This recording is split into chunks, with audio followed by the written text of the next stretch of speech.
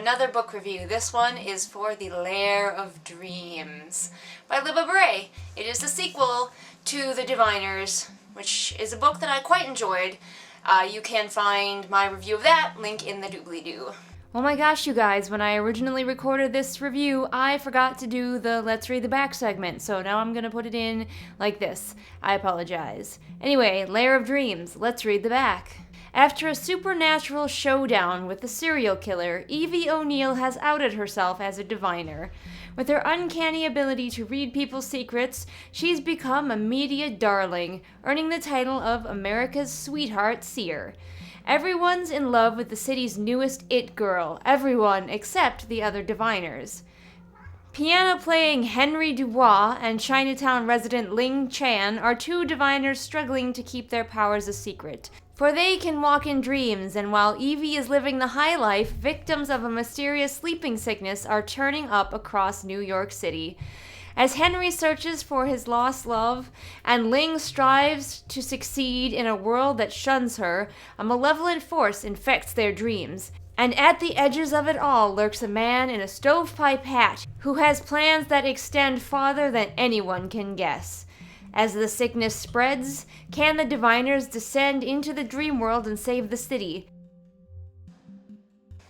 So I was going to try and have a theme for this review a little bit, but the theme of the book, I guess, is kind of like dreams, so I couldn't think of any costume to wear or something that would be dreamy enough, so instead I decided, liking your dreams, I'm just going to be doing something random every now and then, because that's how dreams work.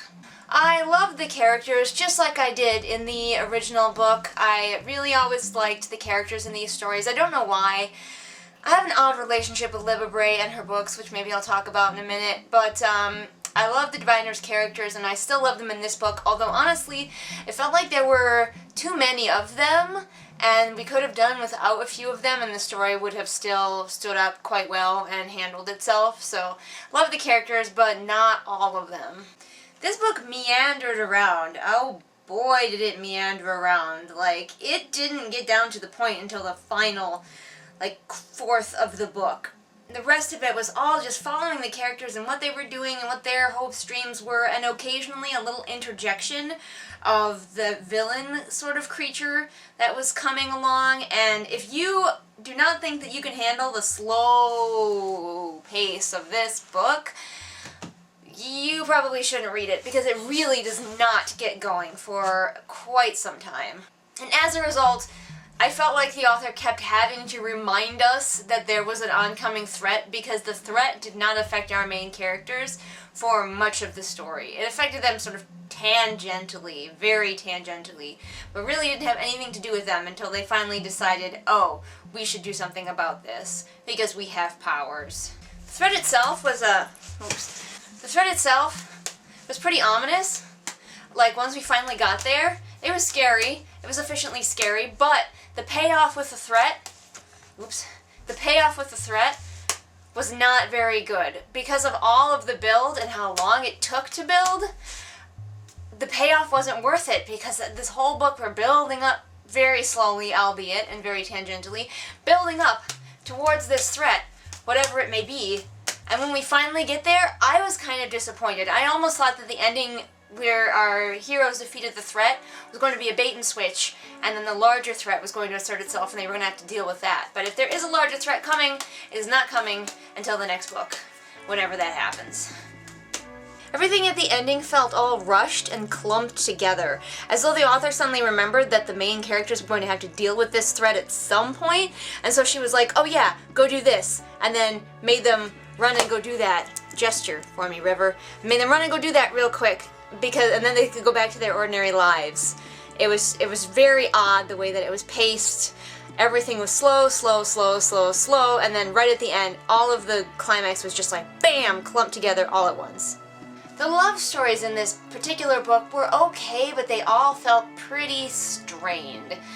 Especially Evie and Sam.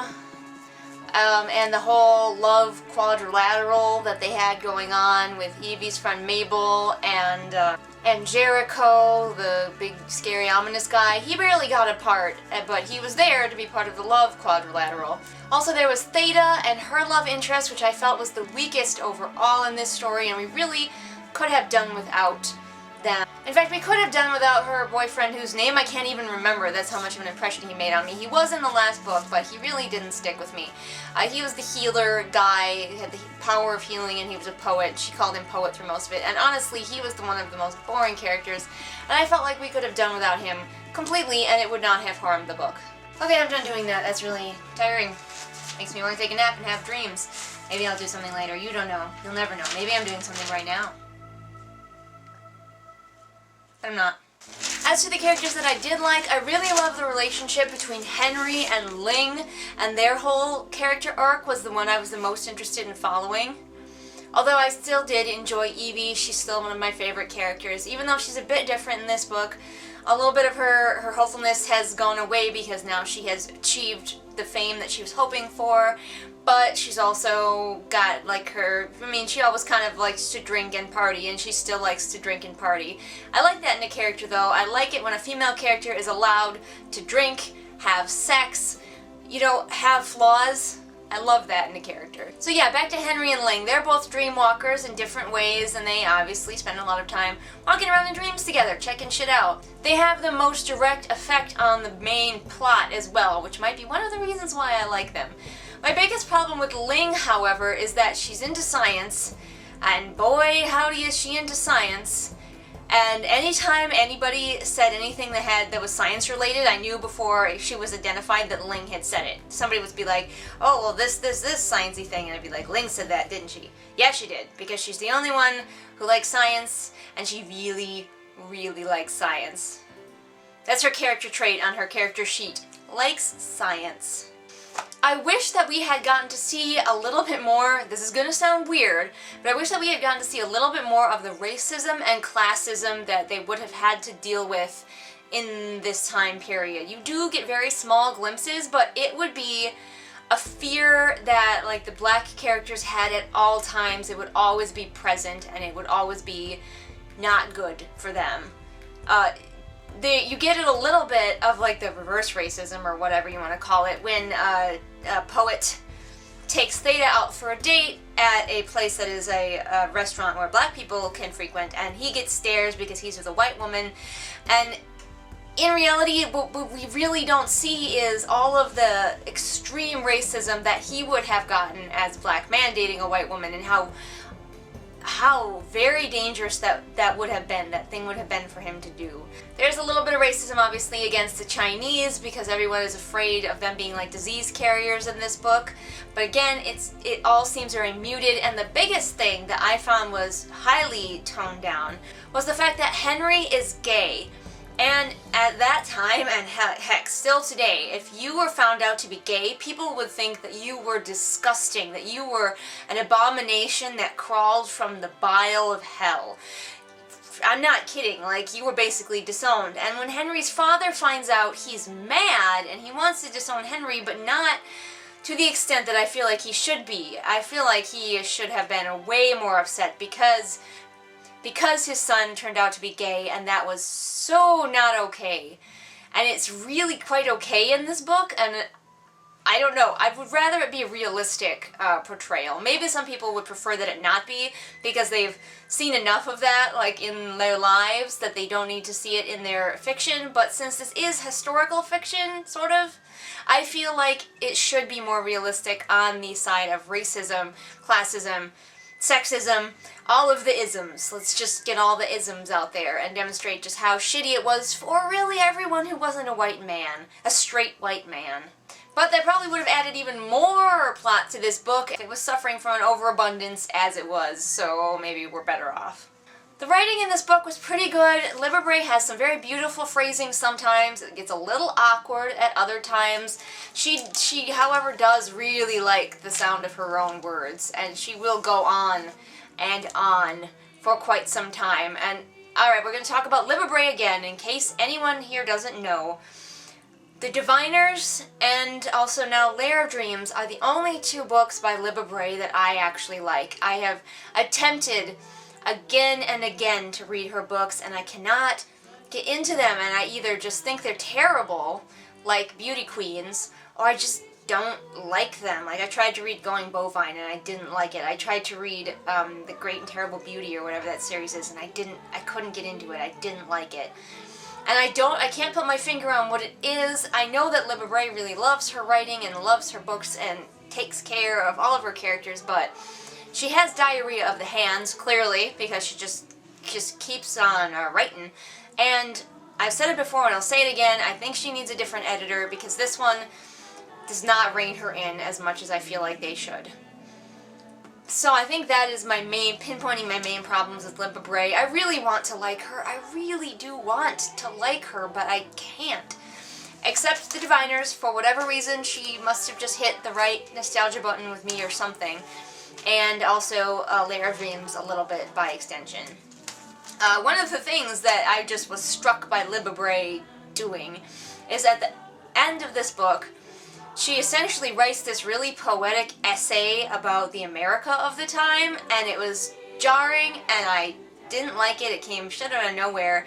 It was very like, look at America, look at it go, isn't it blossoming, isn't it beautiful, look at all this, and it's like, we don't need this.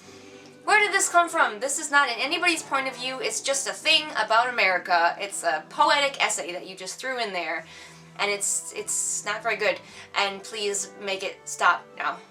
Yeah, I don't know. It just seems like she just goes off on these tangents sometimes, where they will be beautifully written and very descriptive, but pointless as hell. Okay, I just found this last note, and this is a spoilery one, so I'm just going to put up a little spoiler warning right here. This is the spoileriest of anything that I've said, otherwise this could be considered a light to medium spoilery review. But this one's going to be quite spoilery, so River, when River goes away, you're safe to come back, turn your volume back on. But towards the end, someone gets affected by the sleeping sickness, one of their own, one of our heroes gets affected by it. And that's when the other heroes realize that maybe this matters and they should do something about it. And so they've all gathered together, including the healer character who has, in a previous scene, healed someone who had the sleeping sickness. And I was like, okay, he's going to try it again, because why on earth else would we have that scene to show that he can heal people with the sleeping sickness if he's not going to try now? But he didn't. He was like, oh, the last time I tried it was scary and I almost lost myself. But the person who's affected is your girlfriend's best friend, you ginormous ass. Do something. You have the power to save this man's life, and instead you're going to let all these other characters completely endanger themselves by going into this dream so that you don't have to try. You've done it once before. You know what to expect. Why are you being such a dick? Okay, River's gone, we're back. So yeah, that was my thoughts on the Lair of Dreams. It was enjoyable. I did get caught up in reading about all the characters and their lives.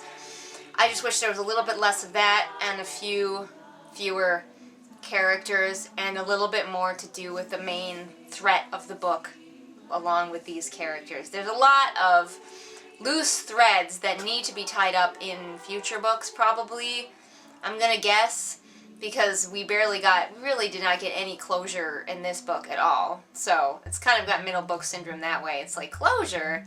Nah. So there we go. The Lair of Dreams. I'm doing something else silly because it's all a dream. It's all a dream. Anyway, should you read it? You might like it. Especially if you're in it for the characters and not for the overall story at all. I just like the way this moves. If you have read it, comment below, let me know what you think, as well as what you think about other Libba Bray books and why you like them so much, because I can't understand. Please help me to understand. See you all next time.